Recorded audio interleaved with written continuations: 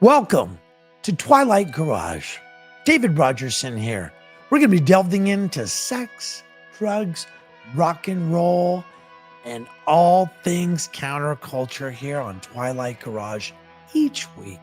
With my co-host, the great Casey Fields, we're going to be joined by a bevy of experts in each of our subjects. Currently, we're dealing with all things Manson, and we have the great Deb Silva as a regular expert and contributor. Thank you so much for your subscriptions and your support.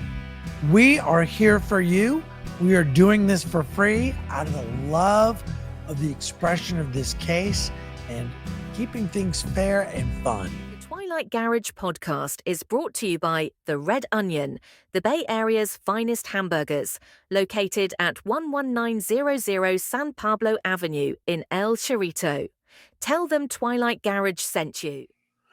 Twilighters, how y'all doing? We're finding ourselves on a lovely subject of sunshine and bluebirds.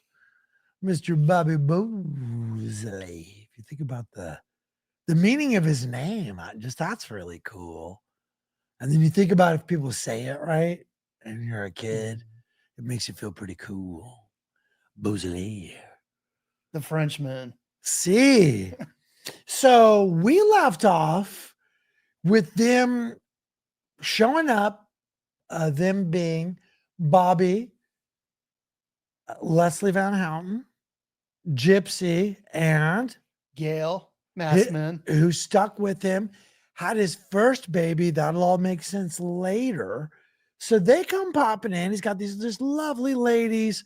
He's got all this talent. Charlie's got some talent. Lovely ladies, music, just a groovy scene, a neat meshing of cool individuals.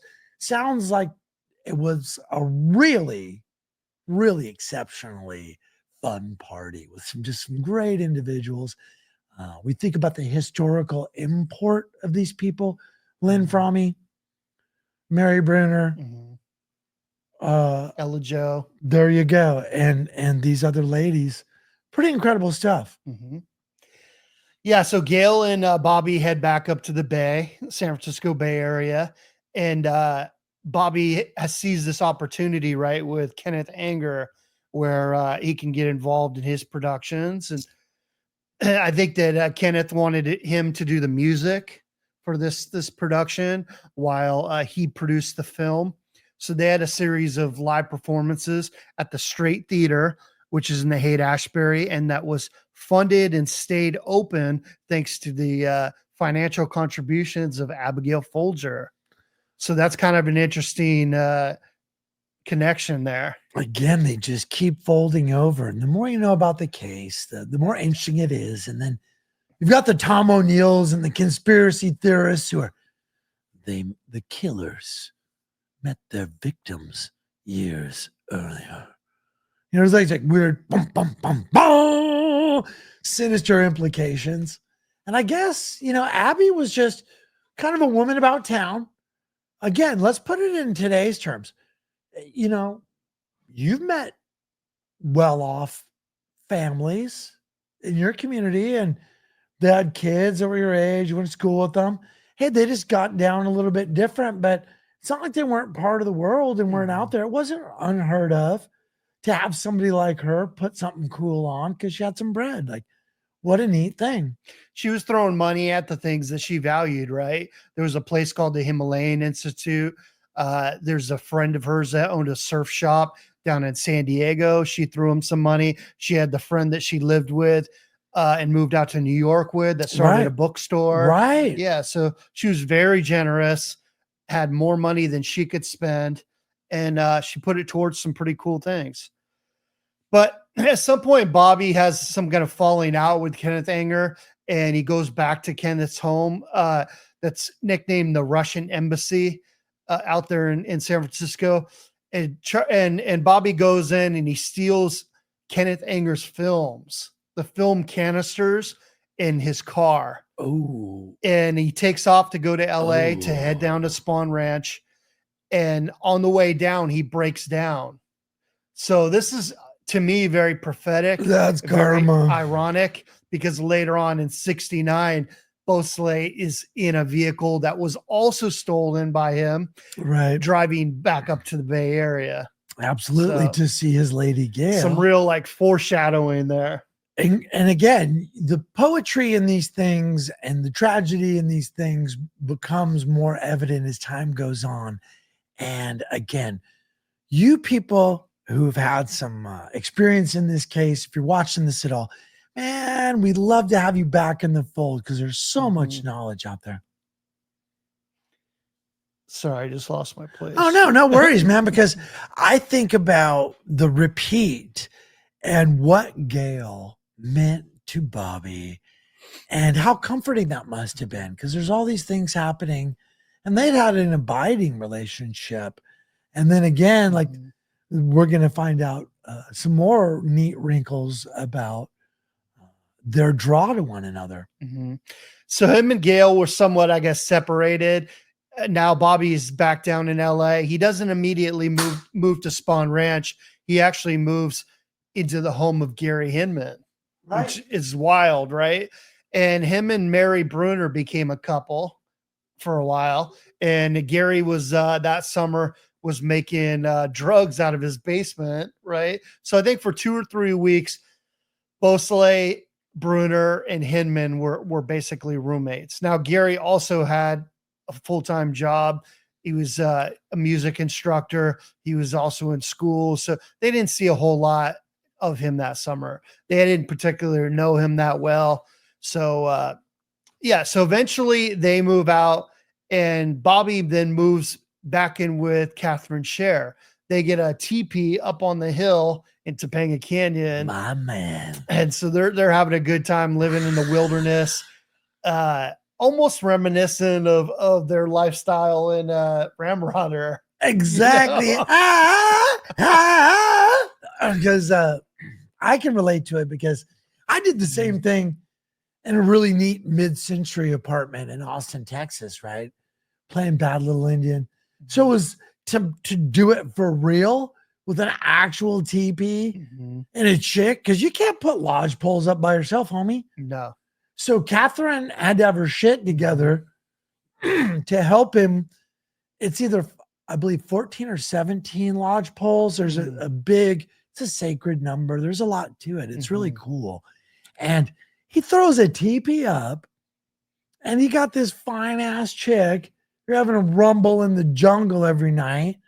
And just what a king. And you could do that down in LA, right? The weather is perfect. Yeah. Well, that, and there weren't multi-million-dollar properties pressing up against on you from every single side. This is when, hey, you could pull up into some orchards, set up for months at a time and not bother anyone, and have fruit to boot. So this is around the same period that Charlie and a bunch of the girls were living at Dennis Wilson's house there in Pacific Palisades. So when Charlie and the girls moved out of Dennis Wilson's to Spawn Ranch, this is when Bobby and Gypsy and all of them joined them. Now, I want to speak on that real quick, because that whole living arrangement, of course, gets skewed a lot. And the thing was, it can't be overemphasized enough. Dennis Wilson didn't have money. Dennis Wilson didn't have anything that wasn't provided for him by Brother Music, the financial entity that gave him an allowance. The allowance was in the form of credit. He had credit with specifically Altadena Dairy. So that's where a lot of the food came from. Nice fresh juice, top of the line dairy products, mighty fine, mighty fine. He provided that, not because these people were freeloading leeches, but because he had an overabundance of space. He was going through a divorce.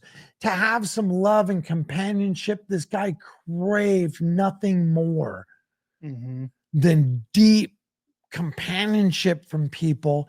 He tried to have this double life, though, where he was going to go be fake in Hollywood and double book everybody. Lynette has spoken where would hear him on the phone, tell somebody, okay, I'll see you at 5:30. And there's no way. And she would just be blown away by that. And that's eventually why they wound up leaving, because it just became sketchy. And he was feeling a lot of pressure from his brothers, right? In the band. Well, there was that. And a lot is made of that. But I think more so it was about the family not feeling comfortable at the house because of his lack of attention. They were there because they wanted to enjoy his company and for him, the host, to enjoy their company. So he said to them, he said to the wizard, he said to Charlie, I want to be with you, meaning whatever that meant to him, because we can't speak for others. But it was said to Charlie and the others close that he wanted to go off with them. He wanted to be in the woods. He wanted to commune with nature. Him and Melcher, Jacobson, a bunch of them made it out to Barker Ranch to see the desert. Charlie took them out there to help them purify themselves and get their shit together. And he thought there was this relationship happening with them.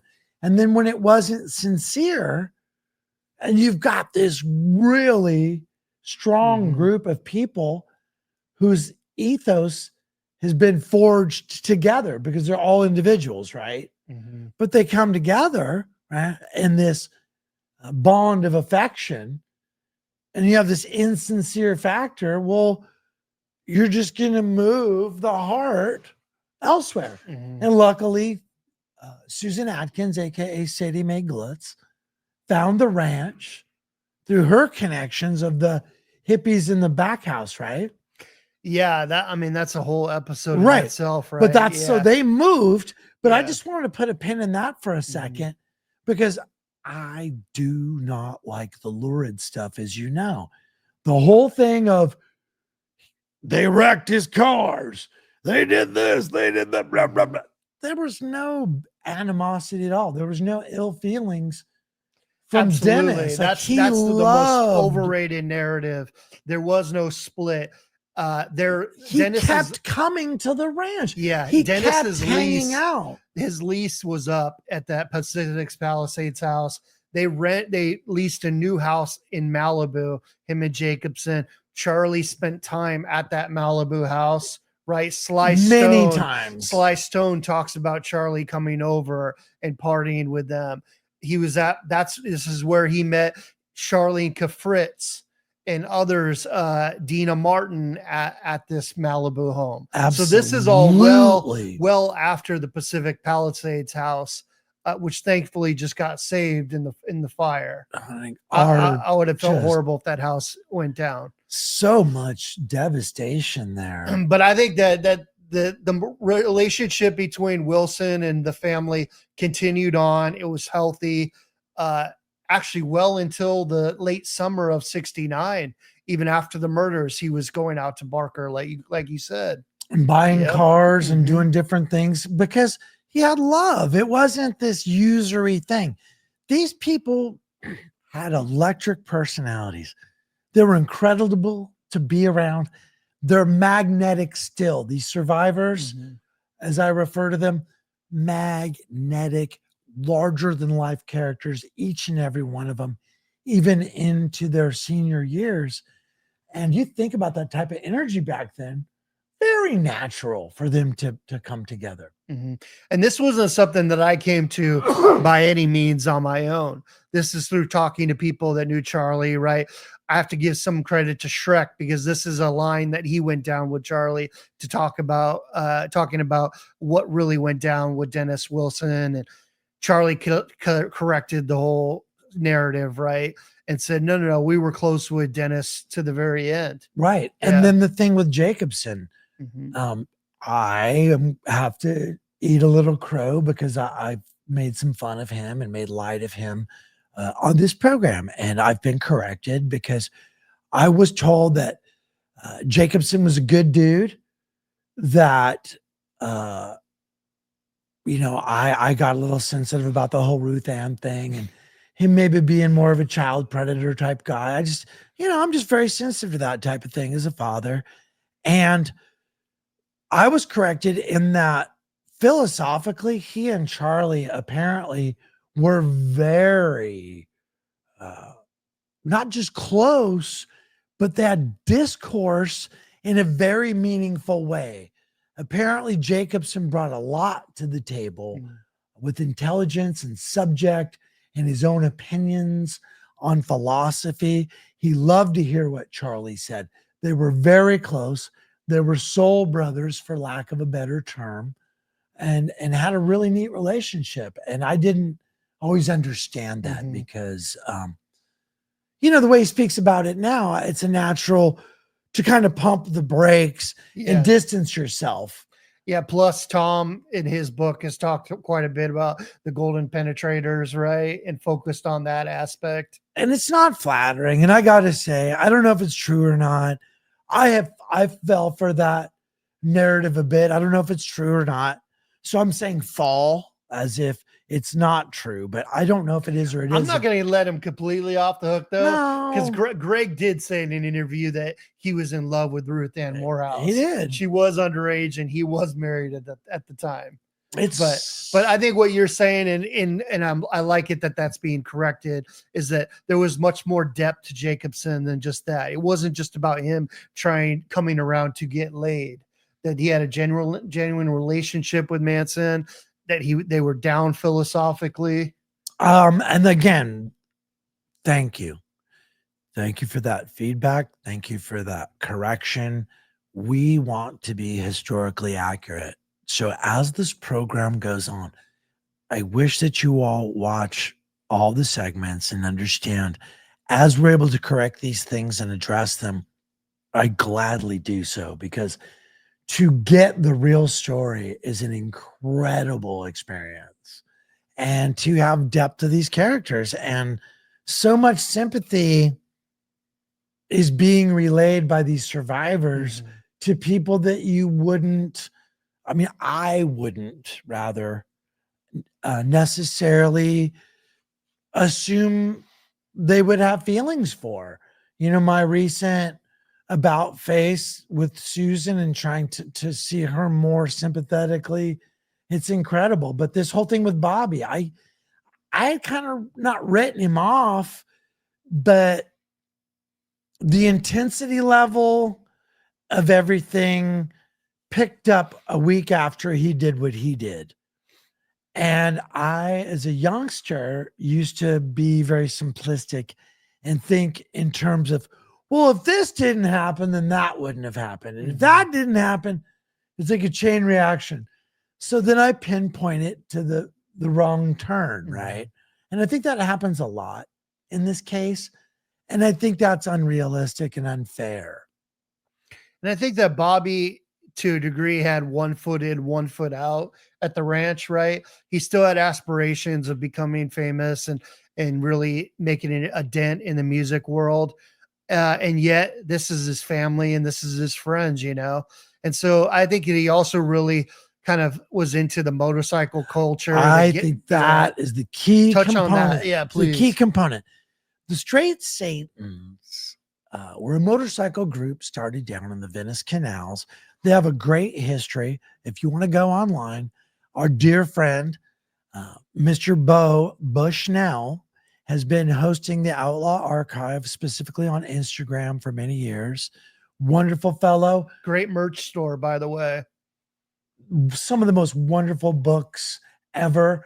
When I don't know what to give somebody who I really, really love, I'll sometimes break out reluctantly one of those early editions, because not only are they wonderful books, they're a great investment. So if you're going to do it like I do, buy many copies of the books, because if you sit on them, they become quite valuable, and then they're a wonderful gift. But Bo's been over doing this for many years, and his understanding of the organization was the Straight Satans is absolutely fascinating, especially to me personally, because he was able to show me 2 rather full photo albums of two members of the Straight Satans, one of which was a woman, and I had gone to school with their children in Ridgecrest, California. Wow. We'll get into that later. Straight Satans, Venice, California, the Paisanos, a whole bunch of different guys down there, these groups. They were the best of the best. They had a Valley chapter. So those are the ones that were mainly hanging out there with Charlie and everybody in Chatsworth. So what happened was those members were summarily patched over by the San Fernando Valley chapter of the Hells Angels that were just coming together. Much like George Christie was also hanging out with the Straight Satans. He knew all those guys. He came from the Question Marks, later was brought in through the Straight Satans and all these other groups into the LA County Hells Angels, where he rose to some prominence, realized it wasn't the best fit for him. San Fernando Valley had patched over the Straight Satans. In the Satan Slaves, they were just kind of a offshoot or what? Oh, the slaves. They did not play by anybody else's rules. They were the strongest, the craziest, and the filthiest. If you follow Bo's other page, The Streets, you can learn about a group called the Hoovers. Now, if I was going to liken motorcycle culture to black street gang culture in LA, I would say that the Satan Slaves were akin to the Hoovers, neither Crip nor Blood, and not to be played with in any way, shape, or form. Bo Bushnell, again, put out a wonderful book on the Satan Slaves. Just a beautiful piece. If you can find it, it's probably on eBay somewhere. You're going to pay a little bit for it, worth every damn dime.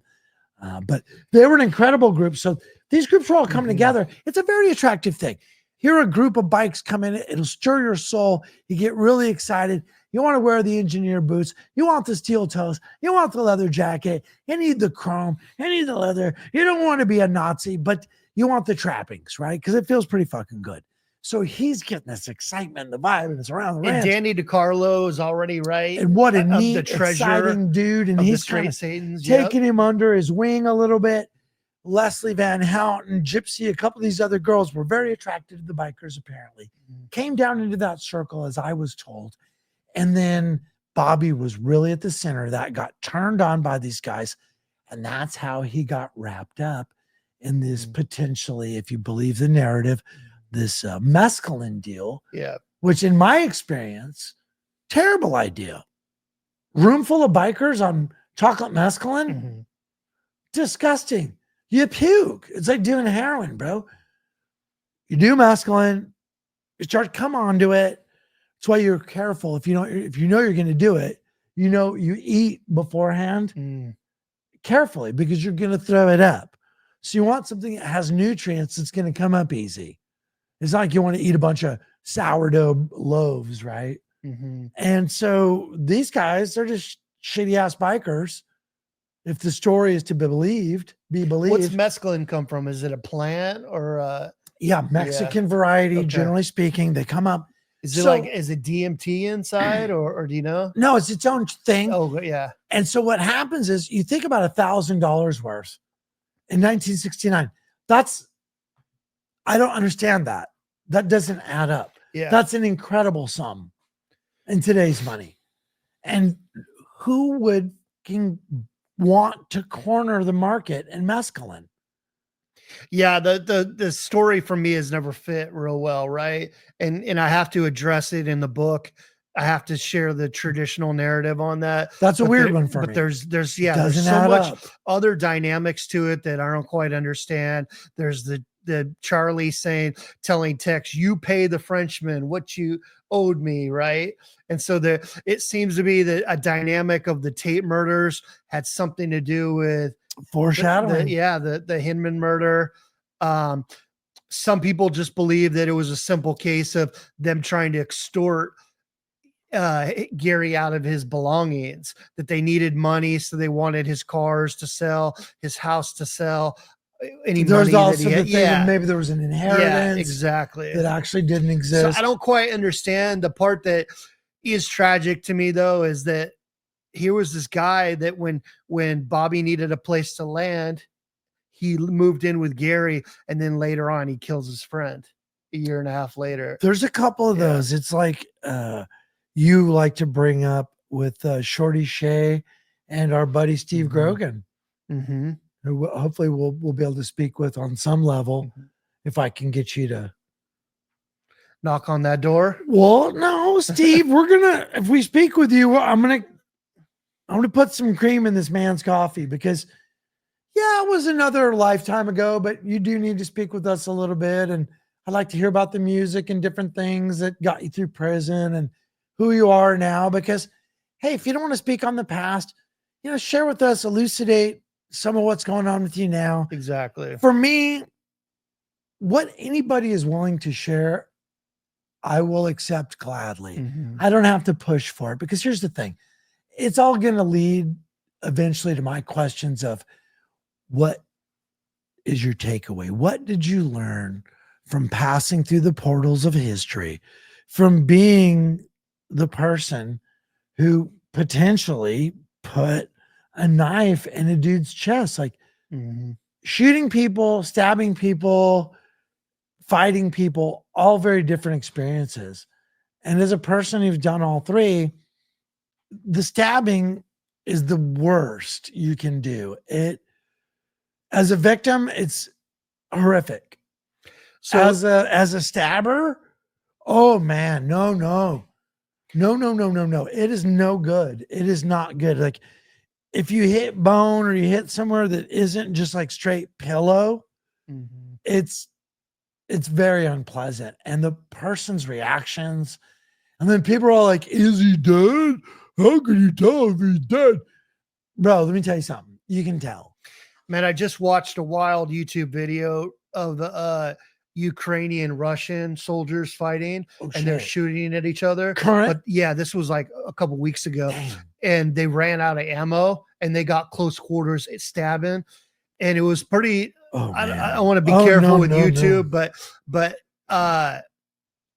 basically one got the upper hand and was killing the other. Unalived him? Yeah. But the guy said, as soon as he did it, he wanted to now like almost like pray for the guy or like stop it. Like, and the guy said, no, you did your job. You're a great soldier. Go ahead and go.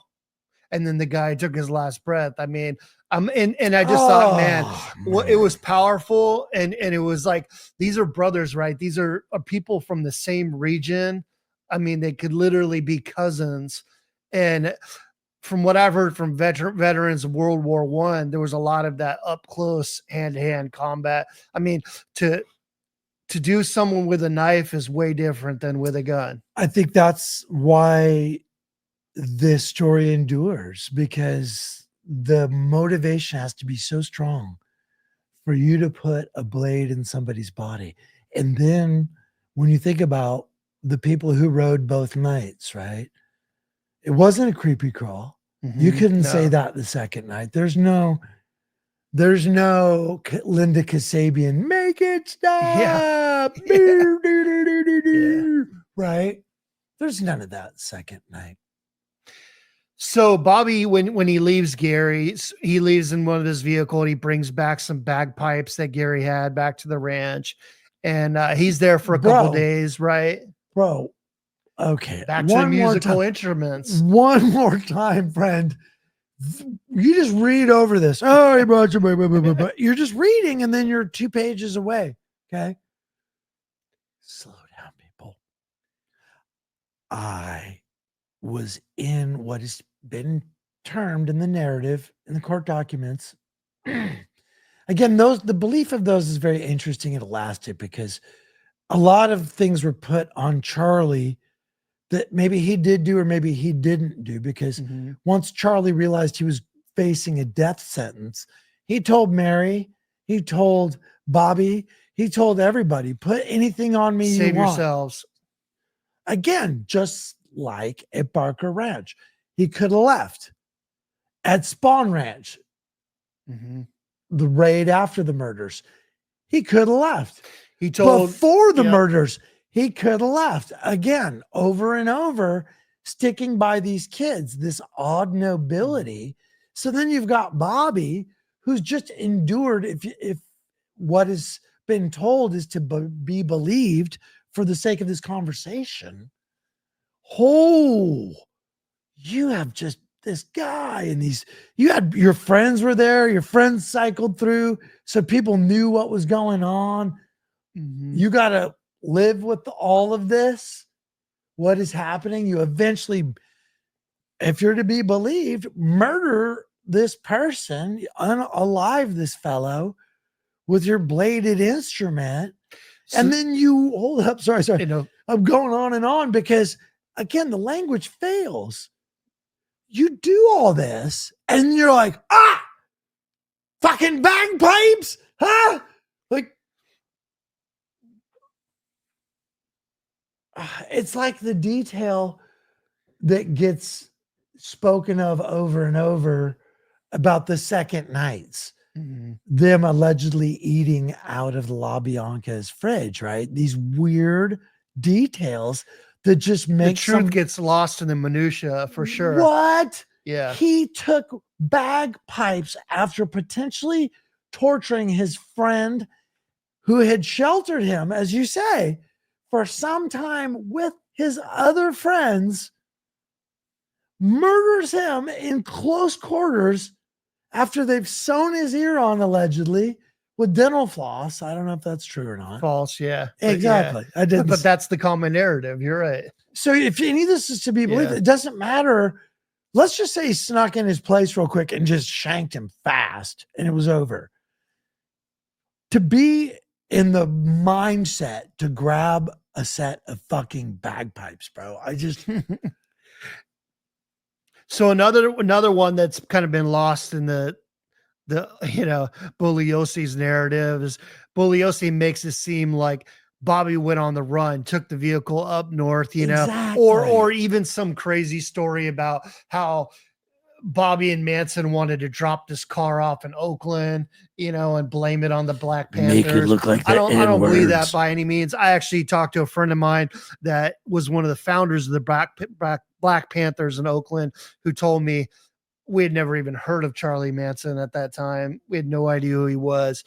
But through Deb Silva and I's research, we this last year found out that the true reason that Bobby Beausoleil was returning to San Francisco was because on the day that he unalived Gary Hinman, his daughter was born. Boom. Zinda. That is a huge salient point. Why would a person who is clearly not in their right mind, when you've been stressed out the way Bobby, it sounds like, had been stressed out? Now, whatever about the narrative, he's been in this, he's in an active psychotic state for his mind to survive the ordeal that they've all been through. So Bobby Beausoleil in 1969, July, is in an active psychotic state, driving a stolen vehicle, goes to Spawn Ranch, pauses out. He's there to early August before the murders, week before the murders, with bagpipes.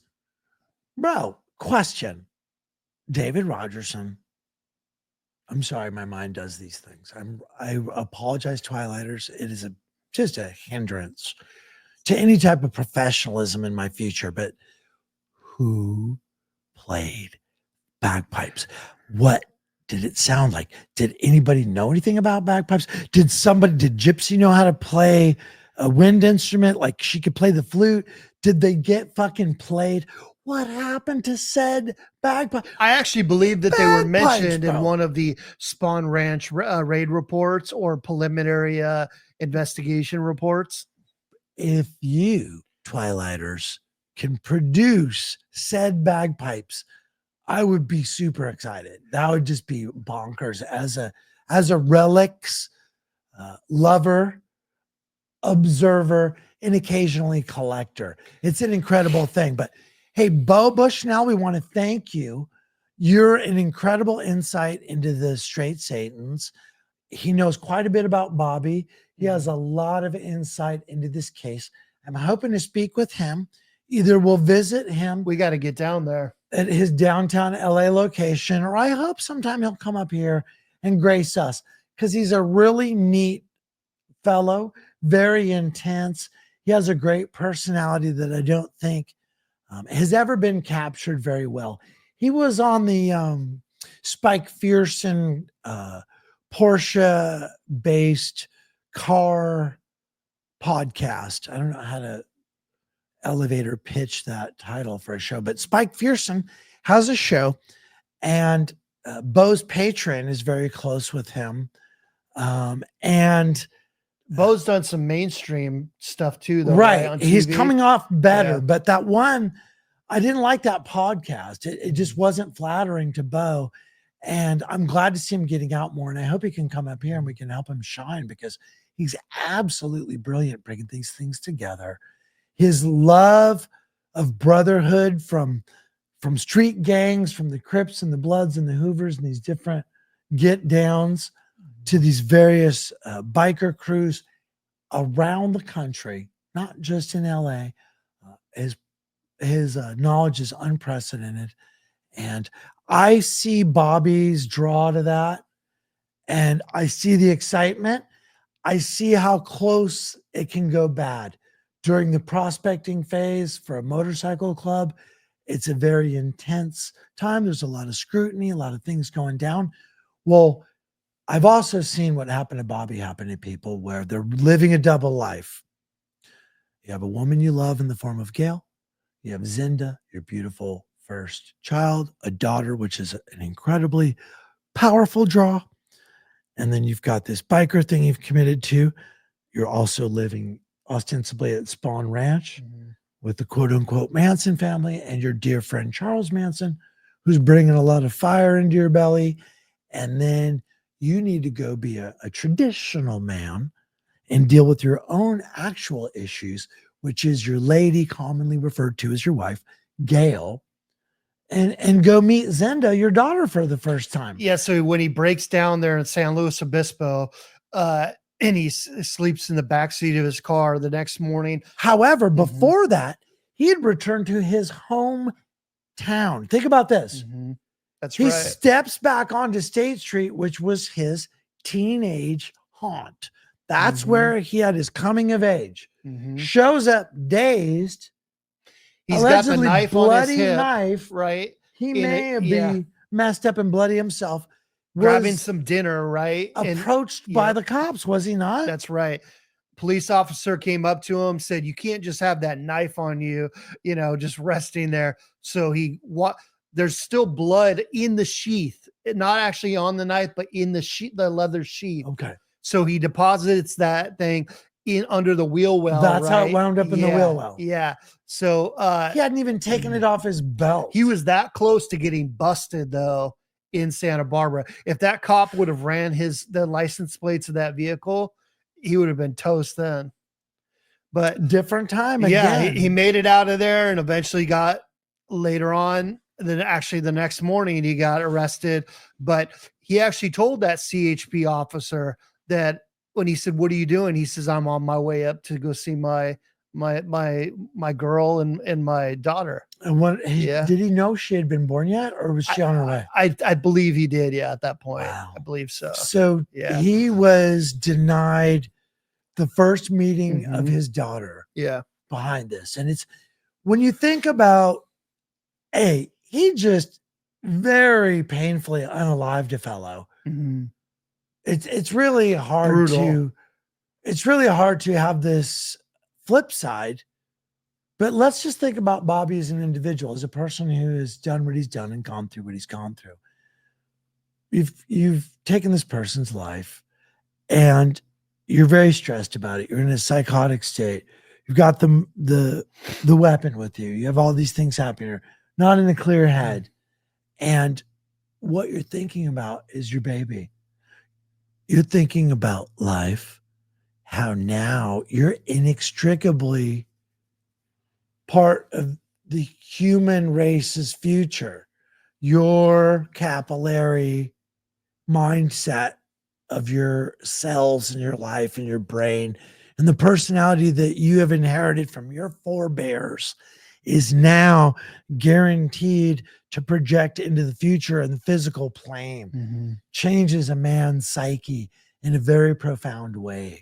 So he was going through these huge changes in the middle of a psychotic state, running from unaliving a friend on the behest of other friends, having your ultimate mentor friend, and a slightly older guy who you looked up to a lot, who came over and said, be a man, allegedly, and showed you how to get down, allegedly again.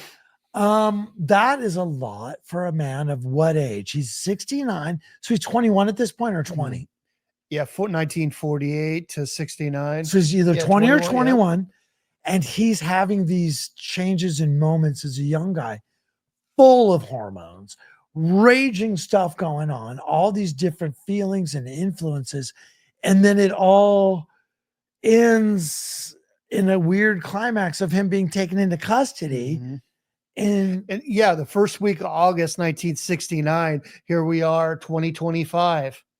And he is still in there, man. It's been his trip got interrupted to meet his longer daughter. sentence than any of the other people in the family, right? Because they weren't busted until October. Nope. Right. So here's a dynamic of it that people don't often talk about. Bobby Beausoleil's trial came up first, right? Sure did. And his trial was a hung jury, so it led to it getting put off to a second trial. But that second trial doesn't take place until after the Tate LaBianca, Manson, and the girls trial, right? And it made the Bobby Beausoleil prosecution just an absolute slam dunk. He's now prosecuted as a member of the family. He's linked in with the Tate LaBianca murders there at that point. Whereas if they'd have adjudicated it, he would have been fine. He would have been out 20, 30 years ago had it just been one guy committing a unaliving. He would have served probably 20 to 25 years. Probably got out in 16. Yep. And that's so, for him, again, when you think about this in the context of the victims, a lot of people are like, well, screw Bobby Beausoleil. That guy deserves to be buried out of the jail. Whatever on that. And I'm not super sympathetic because he did take this guy's life, it was an innocent party. I bring it up more of this is the dynamics of our legal system to where it's that close of a call. If he gets convicted a couple months prior, this thing it's a totally different narrative. Very different outcome. Yeah. And so again, I feel like that's just like an add-on. I feel like it's Tate LaBianca light in a lot of people's minds, that they don't understand that this thought came to be at the ranch, however you want to have that come out. Who knew, what knew, why the things went down the way they went. And that's the enduring mystery. We're hoping to unwrap at some point the case. I'm more interested in the girls and the relationship of the family itself, but it becomes such an overriding, overbearing question that as these survivors are becoming older, maybe there can be some legal trusts made where they can speak the truth and not be implicated. Because a lot of these people can be, hey, if they tell the truth that we all want to hear, it might not be pleasant. It might be a lot simpler and not as romantic than what we've been putting out there, A, but B, it could get people some serious. So the parole board has already been convinced multiple times now that he's suitable for parole. Now it's in the hands of Gavin Newsom once again to sign a paper. And I know Bobby's had health problems. He's now in Vacaville at the medical center. He recently lost a lung. So he's down to one lung. So it's really about what is his final couple years of life going to be like? Is it going to be like, do we care collectively as a society that is going to be expressed through Gavin Newsom's ultimate gavel. And that is a very, very touchy topic. And like you say, we're not speaking in terms of justice or victim's family or victim's rights. We're just speaking in the way the legal system itself works, because we don't have a judgment. We don't have a judgment about Bobby. We don't have a judgment about any of these people, because we are not God. We are not the victim's family. We weren't there. We're very much interested.